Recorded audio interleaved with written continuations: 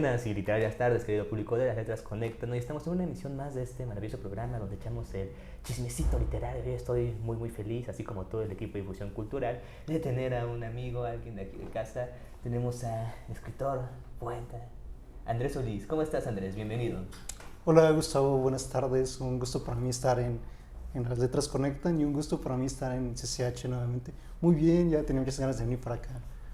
Sí, pues te echaste un viajezote. Pues, para empezar a echar el chismecito, ¿cómo estuvo tu viaje? ¿Qué tal el camino desde tu rumbo hasta acá? Porque Pues le agradamos mucho a Andrés, a que se rifó la misión de poder echarse un viaje de ¿cuántas horas? de algunas horas. ¿De Pues algunas? bien, estoy haciendo trámites de la titulación y pues bueno, aquí ando.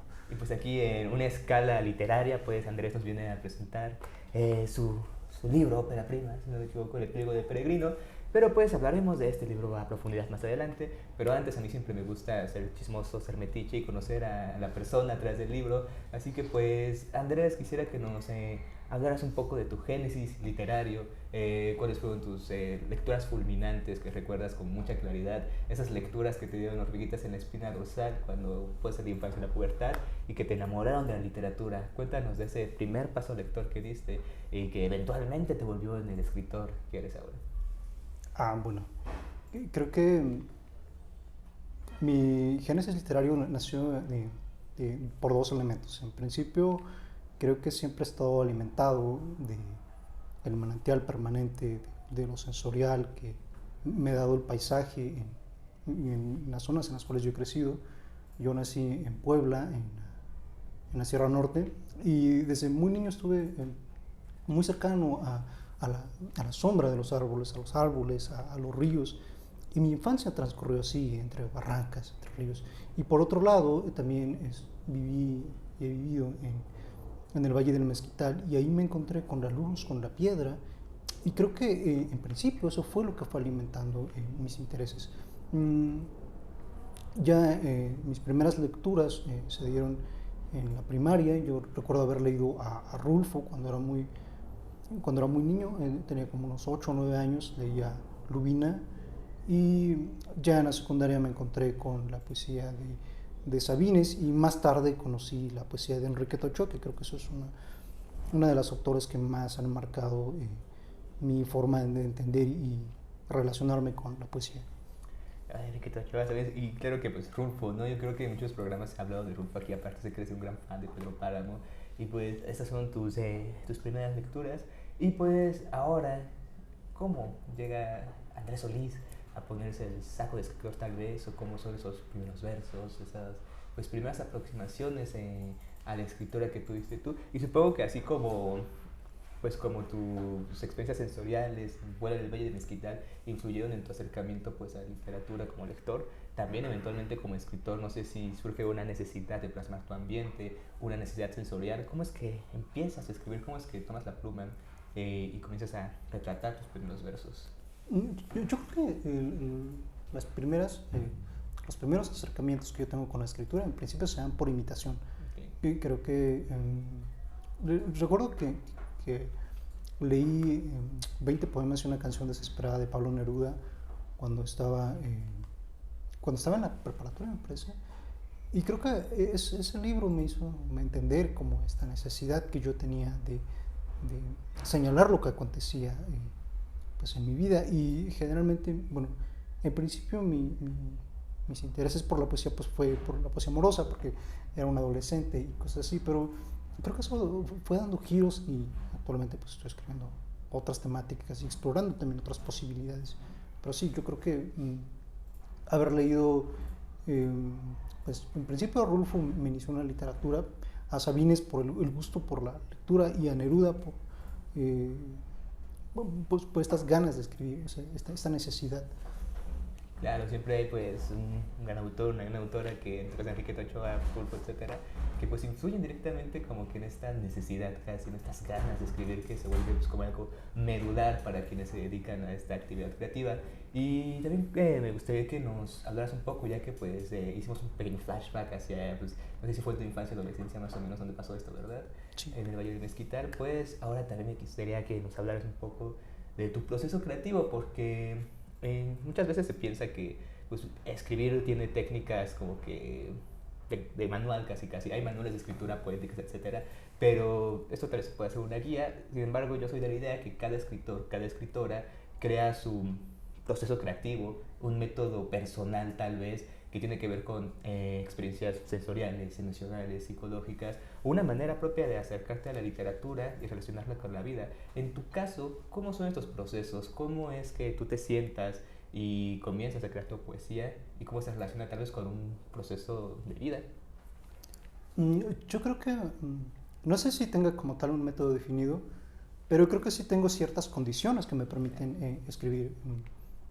Creo que tomar café es una de ellas, por muy sencillo que parezca algo tan cotidiano. ¿Saben? Es importantísimo el cafecito, ¿no? Para mí sí ha sido como muy importante, pues, eso, el café, o sea, sentir esta parte de la vida, porque forma parte de la vida. Claro.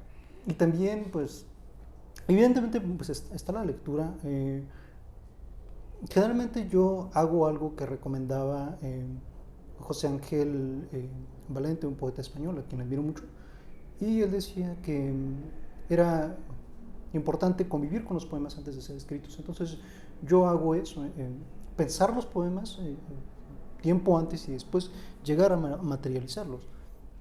Y claro que esto se va nutriendo a partir, pues, de las lecturas y de las circunstancias en las cuales me encuentro. Y claro, las cosas que he estado escribiendo en los últimos años siempre ha tenido mucho que ver con mis circunstancias vivenciales, porque pienso que por lo menos yo concibo la poesía como una forma de invocación, una especie de conjuro al mundo. Entonces creo que es fundamental lo que sucede en el alma humana y que va llegando a través de nuestros sentidos. O sea, que creo que sentimos el mundo pues, a través de esto que somos, el cuerpo, ¿no? Y pues generalmente tiene que ver con esto. Pues, y claro, yo estoy completamente de acuerdo que el cafecito siempre ayuda mucho al proceso creativo, ¿no? Puede ser un café, un juguito, lo que quieran, pero pues sí, es hasta ritual, ¿no? No sé si tú lo consideras como que hasta algo ritual, editar tu espacio, tu tiempo, tu momento para dedicarte a escribir en ese momento. Sí, bueno, creo que evidentemente el café es importante, pero yo pensaba como más bien en las condiciones sensitivas que me llevan a escribir. Y bueno, también creo que las cosas que yo escribo tienen pues un gran contenido vivencial y emotivo, al final de cuentas. Entonces creo que en ese sentido intento pues ser muy honesto con las cosas que hago. Es fundamental en toda la escritura, ¿no? Sí, claro. Empezar por ser honesto desde tus vivencias y plasmarlas, igual que en la literatura, pues es un proceso que yo creo que hace que la literatura triunfe en cierta medida. Y pues ahora sí quisiera que habláramos un poquito ya de tu obra más a fondo, pero vamos a irnos desde lo estructural hasta lo temático, ¿va? Y yo creo que algo que siempre me gusta de hablar con poetas es hablar un poquito de cómo se enfrentan a la estructura poética, porque también tomando en cuenta que aquí pues, en el público hay muchos jóvenes que tal vez estén escribiendo sus primeros versos, a veces parece algo titánico, algo inalcanzable, escribir un soneto en su versificación exacta, en todos sus cuartetos y tercetos súper medidos, pero pues parecería que la poesía es súper compleja en su estructura, pero yo creo que no es así. Creo que hay diferentes maneras de acercarse a la poesía, de interiorizarla y de justamente lograr que la palabra y sus estructuras pues sean un lugar seguro, un lugar donde tú te puedas mover con facilidad. ¿Cómo fue tu proceso de enfrentarte a la estructura poética? ¿Cómo fuiste moldeando tu manera de sentirte cómodo en tu versificación, tus estrofas o en la manera en que tú manejas tus textos? Bueno, yo considero que el conocimiento de la métrica es fundamental porque, en principio, porque nos ayuda a conocer el ritmo, o sea, algo que a mí me parece sumamente indispensable para los poetas es el conocimiento rítmico, o sea, tener estas nociones rítmicas.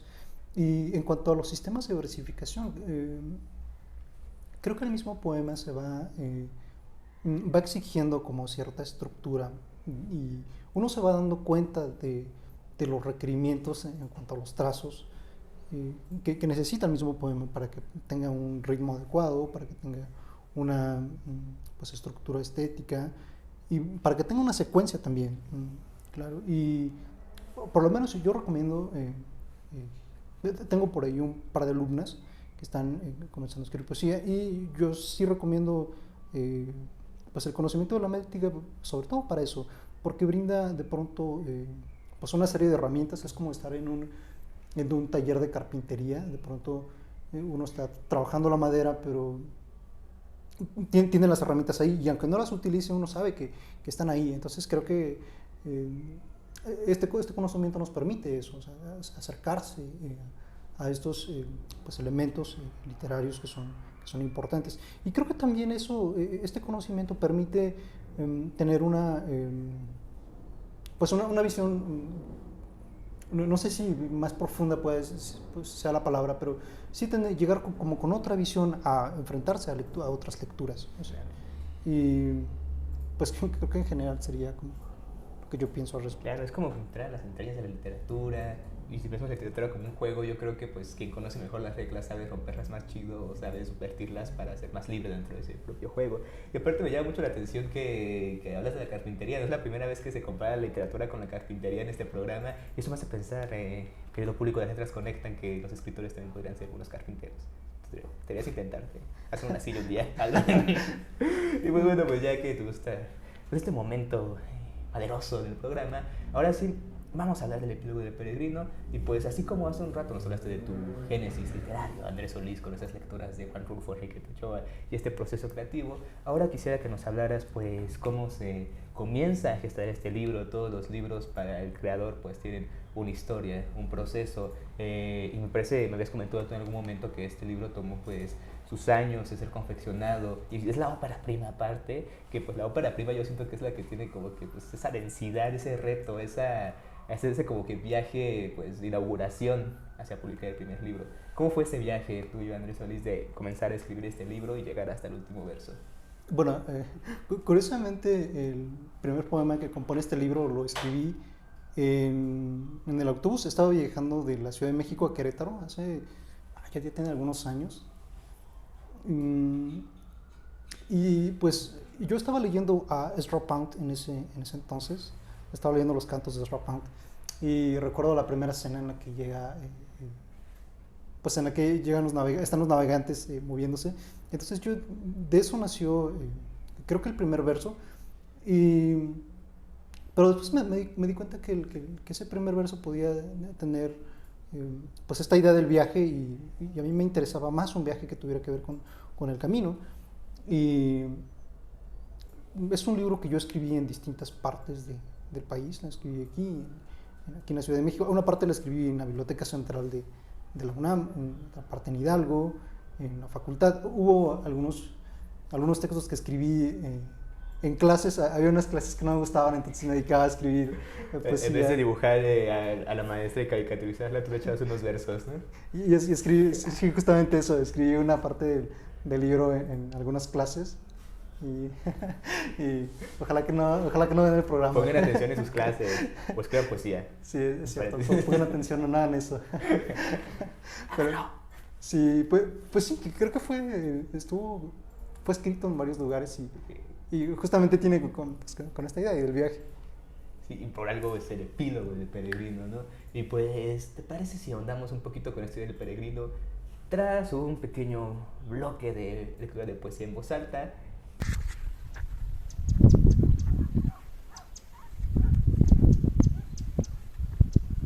Cruzo el desierto de la plaza. Los pájaros sobrevuelan el campanario. Escucho ruidos y entro en el recinto. Voces, oraciones y copal lo habitan. Veo a los hombres con heridas. Han venido a arrancarse el salitre del corazón y a santificar sus pecados en agua bendita. Entre las paredes leo el testamento para los siglos. Las campanas redoblan y los pájaros salen huyendo. Has venido de muy lejos, dice el cansancio a mis piernas. Pienso en ella y busco la salida. Afuera el jinete de la tarde se acerca con viento y sed de noche. A caminar, le digo a mis planes. Entonces vuelvo a levantar mis penas y las echo a mis espaldas. Cementerio de girasoles. 1. La tarde camina pájaros en mis ojos. Intento adivinar el acertijo silencioso de los difuntos. Las abejas me cubren como una niebla sedienta.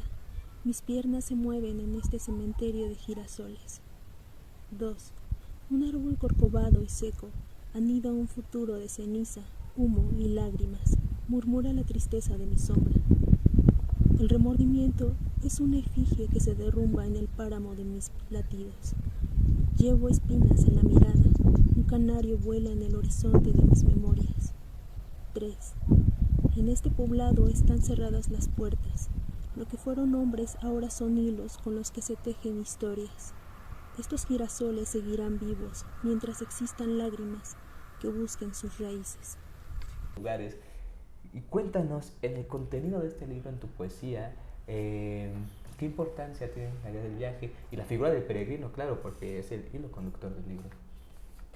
Bueno, en principio la idea del viaje, como comentaba, pues nació en un viaje mientras yo estaba viajando, pero también nació haciendo referencia al lugar en el que crecí, que fue en el Mezquital. Yo crecí en una de las...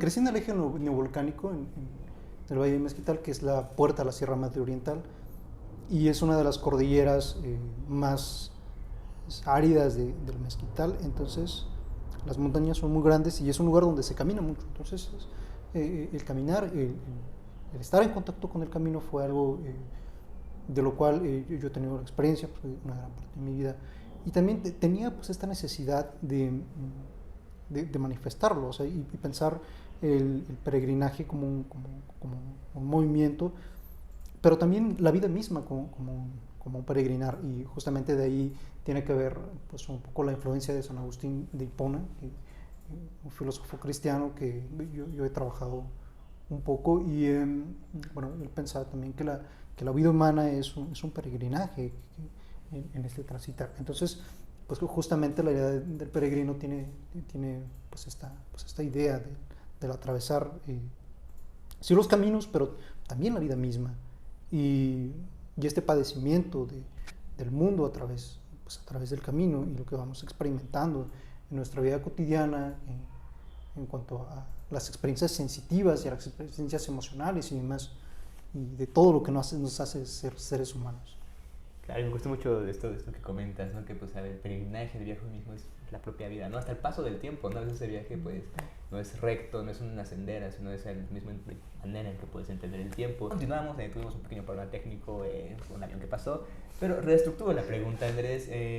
Estamos comentando que pues tú, el que hayas crecido en el Valle del Mezquital, las atmósferas, los panoramas, el contacto con la naturaleza a nivel sensorial y emotivo fue importante para ti como ser humano.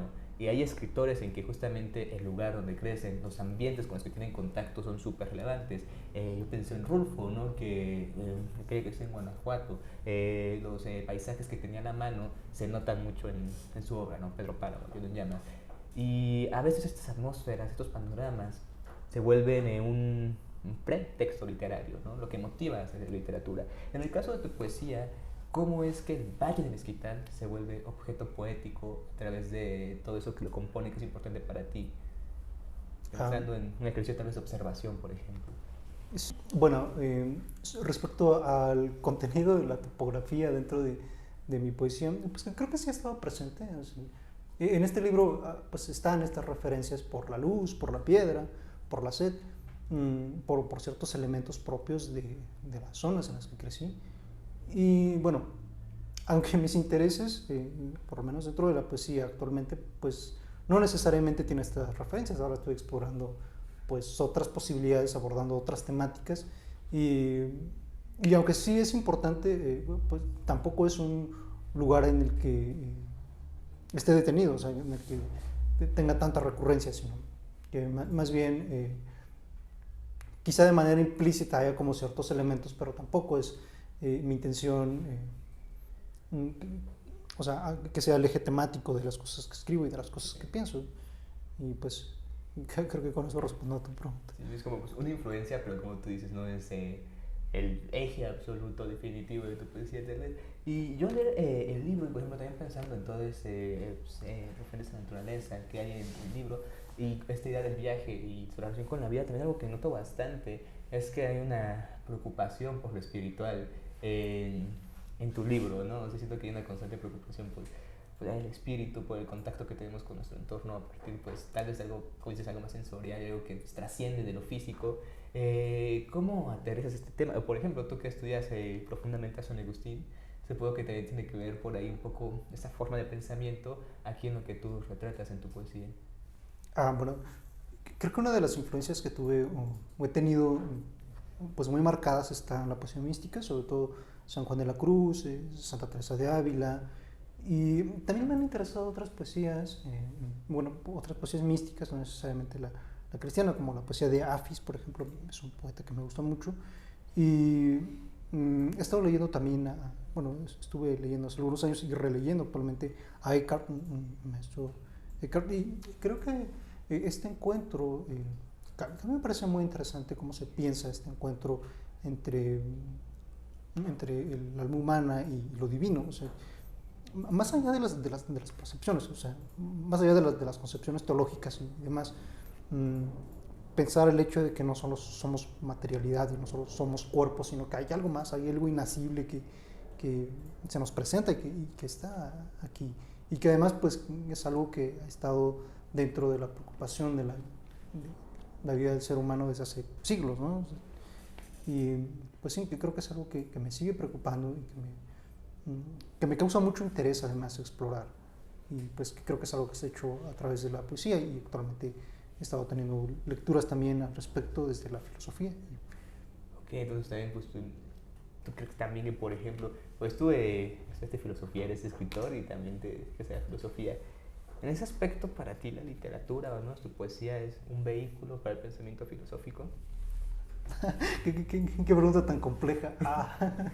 Pues, bueno, intentar responder. Yo pienso que, bueno, en principio yo las concepciones que tengo respecto a la filosofía y a la poesía es que la similitud que tienen es que ambas tienen como por objeto la realidad, es decir, y el mecanismo para acceder a ello es el lenguaje y el pensamiento. Y creo que habría una distinción entre ellas, que la poesía se dedica a plasmar lo que sucede y la filosofía a intentar responder las razones por las cuales sucede. Rosario Castellanos, en Mujer que sabe latín, decía algo que a mí me parece pues muy importante al respecto, y es que la poesía plantea las preguntas fundamentales de la vida es que la filosofía plantea las preguntas fundamentales de la vida y la poesía responde a ellas. Y creo que una de las preguntas de manera implícita que responde la filosofía a una de las interrogantes elementales de la antropología filosófica es que el ser humano es un ser sensible y además pensante.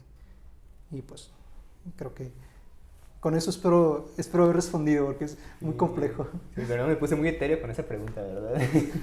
Pero está bien, ya es un momento filosófico del programa. Y ya para bajarnos del hotel un poquito y pensar algo más terrenal, ya creo que me gusta a mí mucho hablar, que es la parte física del libro, la parte editorial.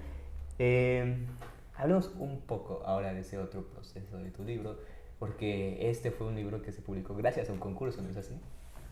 Sí, en Hidalgo me parece que desde el 2006 o 2007 está la convocatoria del Premio Estatal de Poesía Efraín Rebolledo, y también está la convocatoria del Premio Ricardo Garibay, que son los máximos galardones en literatura, y pues es un concurso que abre la Secretaría de Cultura, y yo metí el libro de 3 años de manera consecutiva, desde 2016, y gané hasta 2019.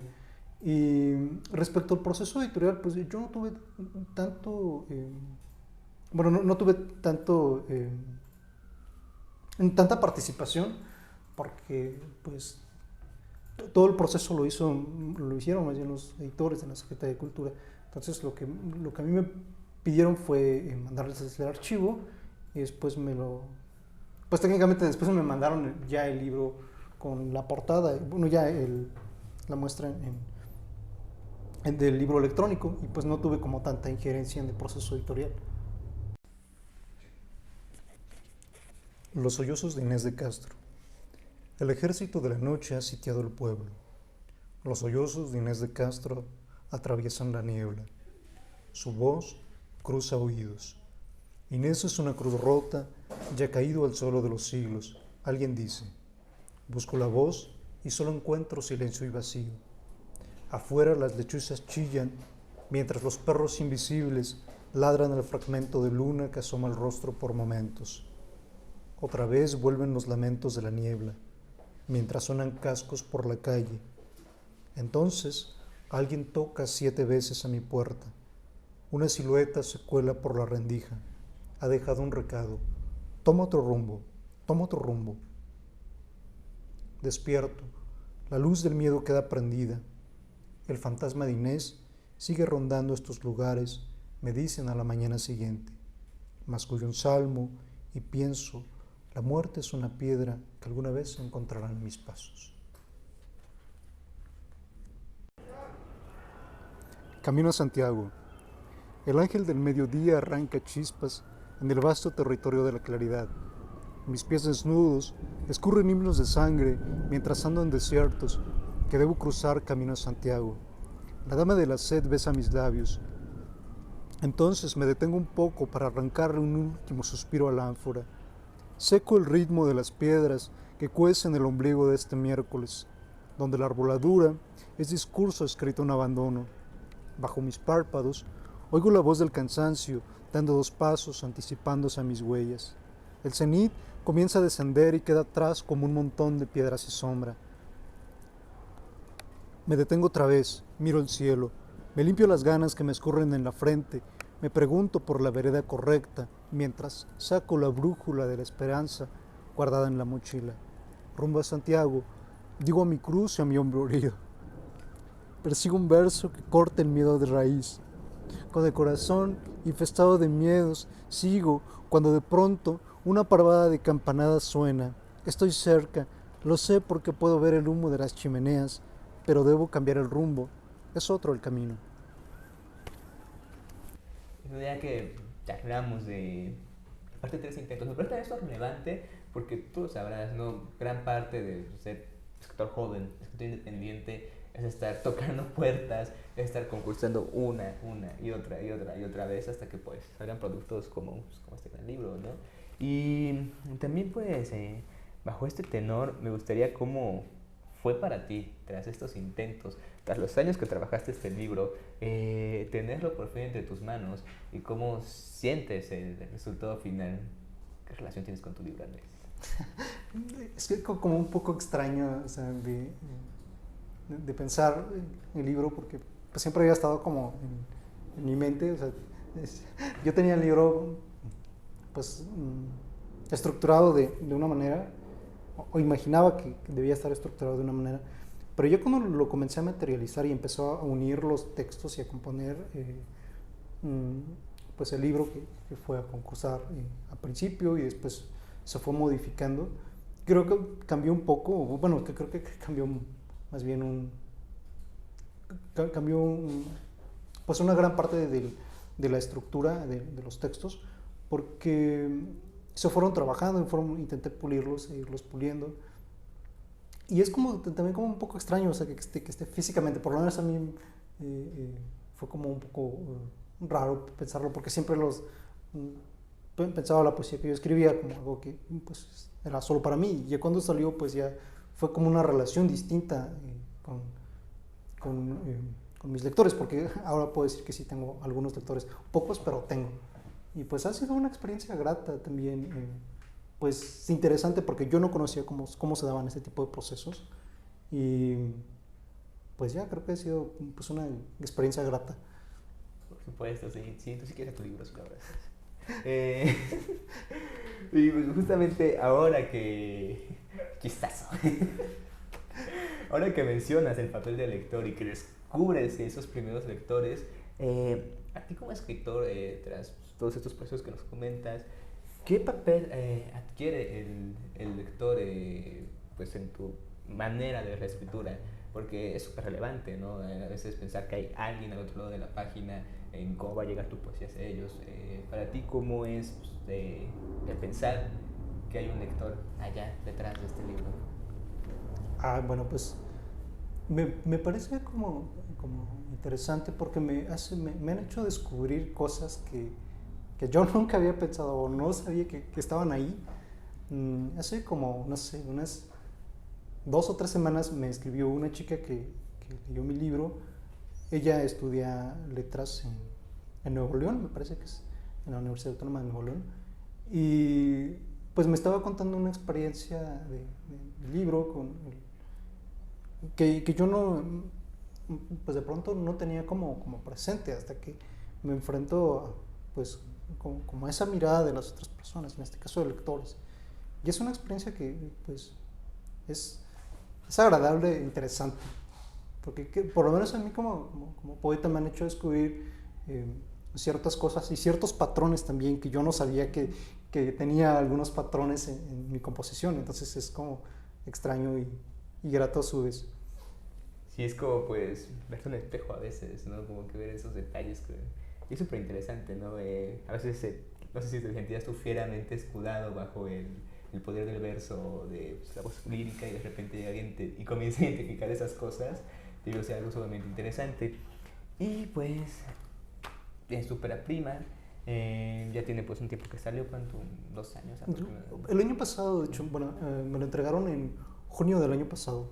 Sí, pues ya pasó la pandemia, no se pudo presentar, pero aquí, un año después, está Andrés presentando su ópera prima aquí pues, en tu casa, CCH Naucalpan. Gracias. Y hay algo ahí horneándose, hay algunas cosas que estés pensando para nuevos proyectos de libro. ¿Qué tienes en el tintero, Andrés?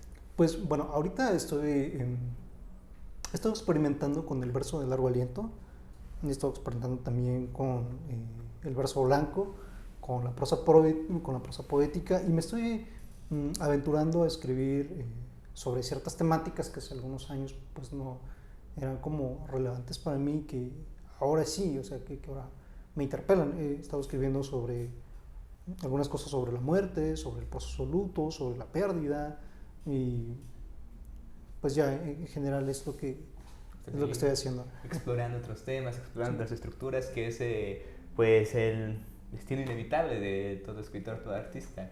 Renovarse, siempre pues la zona de confort parece el bache más grande en la obra creativa de alguien. Y pues antes de que nuestro queridísimo amigo y colaborador Amaury Sentis continúe haciéndote un par de preguntas más, ¿en qué momento de tu carrera te sientes ahora, viendo en retrospectiva y viendo al Andrés Solís del presente? ¿En qué momento de tu carrera literaria te sientes? Pues, buena pregunta. Bueno, creo yo que empiezo a tener como, según pienso, comienzo a estar como en una cierta etapa de mayor claridad respecto a lo que quiero lograr como escritor. Tengo muy claro lo que no quiero hacer. Lo que sí quiero, creo que apenas comienzo a vislumbrar. Y pues justamente también me siento como en esa etapa de mucho compromiso conmigo mismo como escritor, y también con un compromiso con mi familia, con mis alumnas, mis alumnos, de intentar seguir mejorando y seguir escribiendo, por supuesto. Seguir viviendo también, que es la parte importante. Muy importante, por cierto. Y pues bueno, ahora pues muchas gracias por responder todo tan clarividosamente como lo has dicho, Andrés. Ahora vamos a un bloque de poesía antes de continuar con esta presentación del libro. Y pues vamos a escuchar en la voz de campana de Andrés algunos de sus poemas, así que vamos allá. Como salmos a estas horas. El sol disipa las sombras del viejo monasterio. Copal y evangelios reciben el cuerpo del día. Un puñado de peregrinos cruza la entrada y desvanece su cansancio sobre las bancas. Campanas y palomas penetran el recinto. La luz de los siglos hace ecos entre las ventanas. ¿Qué dicen esos sollozos?, me pregunto, mientras ofrendo el último cobre de mis lamentos. Ningún proverbio ha cicatrizado mis aflicciones. En el suelo de este instante se arrastra el desconsuelo. Como salmos estas horas gotean del cántaro del tiempo. Busco las ánforas de sombra que ofrecen los fresnos a los caminantes que se buscan. Los evangelios del pasado. Estoy hueco, muerdo el polvo de mis heridas, por la incandescencia del éxodo a ninguna parte. Estas huellas son un río de ceniza dejada por el cansancio de mi estirpe. Bajo este abandono se alza la nostalgia, cual columna que sostiene el cielo. Los evangelios del pasado desatan su árido canto y cubren de sombra este rostro. Dos ángeles. 1. Un relámpago corta la oscuridad de un cuchillazo. Mis pies me llevan entre ruidos pétreos. De mis labios salen huyendo luciérnagas profanas. Camino entre las pendientes secas. Mis ojos han marcado leves pisadas. El matorral de la fatiga creció en mis piernas desde que murió la tarde. Este cuerpo ciego y envejecido me arrastra por distancias empolvadas. Por la mañana, unté lagañas de caballo negro en mis ojos. Veo los fantasmas del miedo y escucho lamentos del cansancio. Mientras palpo el cuerpo de la noche, llegan los pájaros de la memoria cantando a Dante. Yo no sé repetir cómo entré en ella, pues tan dormido me hallaba en el punto que abandoné la senda verdadera. En mis pupilas hay una danza de enanos. Sacan sus lenguas alrededor de una cabra de plata, mientras otros encienden una lumbre blanca con versos largos. En este descenso he visto a dos ángeles, amor y odio. La mirada y el rostro de ambos son tan similares que parecen gemelos desterrados al mismo infierno, el corazón. Hola, excelentes tardes y literarias, como diría su servidor Gustavo Estrada, que ahora estoy yo aquí reemplazándolo en esta entrevista con Andrés Solís. Para continuar un poco con las cuestiones, las preguntas que le estábamos haciendo a nuestro querido amigo y colaborador Andrés Solís, me gustaría preguntarte o hablar sobre algunas cuestiones referentes al tema, ¿cómo decirlo?, étnico detrás que hay de tu texto, porque tú como tal vienes de una comunidad indígena del Valle del Mezquital, allá en Hidalgo, y si te conozco bien después de todos estos años, pues creo que es algo que forma parte importante de tu literatura, que muchas de estas cuestiones que vienen de tus tradiciones, que vienen de lo que has aprendido, de la tierra donde has crecido, están presentes dentro de tu obra, ¿no? Y creo que en el epílogo del peregrino se sintetizan varias de esas inquietudes y aparte también de esas líneas tradicionales que de alguna u otra manera pues has llevado contigo en todos tus viajes, en todo tu crecimiento como escritor y como persona. ¿Tú qué podrías opinar más o menos respecto a eso o decirnos? Bueno, lo que yo diría en principio es que en este libro no hay como tal una preocupación estética en torno a la etnia a la cual yo pertenezco, que si bien hay ciertos elementos, como le mencionaba Gustavo, ciertos elementos topográficos presentes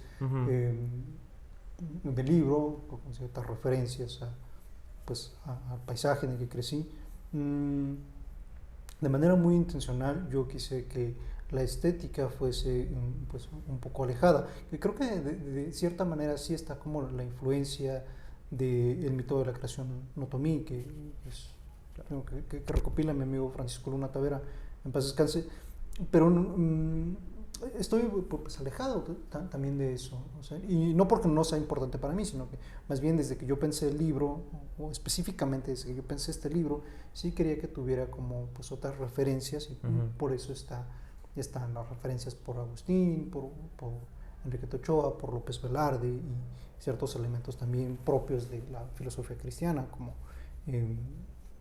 como Agustín, y de la filosofía como los presocráticos, como Heráclito. Entonces sí está como un poco alejado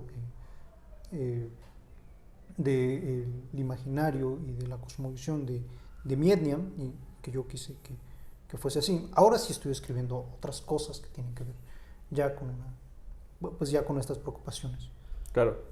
¿Podrías comentarnos un poco sobre la influencia religiosa que también hay en algunos de las imágenes que colocas dentro del texto? Por ejemplo, estas reminiscencias al el peregrinaje en sí mismo, ¿no? Que forma parte de todo un entramado simbólico dentro de distintos ritos cristianos o ritos de algunas religiones, ¿no? ¿Tiene para ti este libro algún sentido espiritual en ese aspecto? Me lo mencionaba Gustavo hace un momento respecto a la concepción de peregrinaje que tiene San Agustín.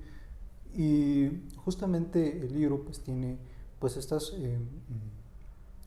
intenciones del encuentro consigo mismo a través de ese peregrinar.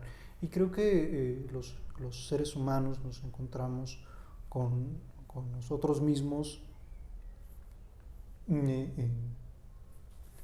pues en la vida misma. Creo que la poesía puede ser como ese mecanismo o ese instrumento que nos lleve a pensarnos o a repensarnos como seres humanos, no solo que poseen cuerpos, sino que también tienen espiritualidad y tienen emociones. Y claro, creo que hay ciertas referencias cristianas, creo que por la influencia que tuve en el momento en que lo escribí, pero pues obviamente no es un libro religioso, eso es muy claro. Sí tengo como la influencia de Alicho Macero, por ejemplo, con haber leído Responso del Peregrino, pues sí marca una parte importante de la concepción de este libro, pero también está como alejado. Creo que hay también como partes muy paganas, o sea, no hay, de pronto no hay un mero acercamiento al cristianismo, sino hay una exploración en torno, o por lo menos la intención es una exploración en torno a lo espiritual y a la parte inacible de la vida humana. Okay. Bien, pues me parece que son pues algunas aclaraciones interesantes, ¿no? Que creo que dejan entrever bastante pues ¿cómo decirlo? El carácter estético, pero también el carácter propio de ti, que está impreso dentro del texto. Te agradezco mucho por estas preguntas, por estas respuestas, Andrés. Y pues continuamos con más lectura de poesía. Caminábamos con la paciencia, en procesión, con la boca amarga. Tú andabas por delante con los pies apuntando al cielo, señalando los nuevos polvos que pisarán tus pasos. Esta noche has vuelto traído por la caravana de la memoria. Otra vez me entristece la mañana en que la muerte hambrienta encontró en tus ojos olor a fruta madura. Descenso. Sobre veredas mis pasos avanzan poco, acercándose al valle donde florece el olvido. El sudor cae sobre una asamblea de rocas, mis labios como grietas del barranco.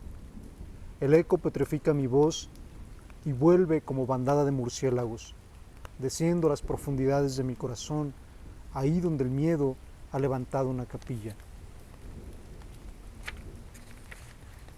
Entre las raíces de un manzano, en el palacio de Salomón se levanta una torre de paz. Una hija de Jerusalén se protege de los látigos del mediodía, con un tul de colibríes. Un rumor mueve el follaje y su cabello. De sus labios revolotea un abanico. De pronto voltea y me mira con ojos de noche. Sus labios lentamente se acercan a los míos. De pronto el palacio se derrumba y ella desaparece. Un ruido irrumpe en la cena. Todo ha sido un sueño. Parvada de cielos. La tarde muere despacio como un becerro degollado. El campanario lame sus orillas. Vine a este pueblo para ver arder la catedral, donde llegan los peregrinos que cruzaron el peligro de encontrarse.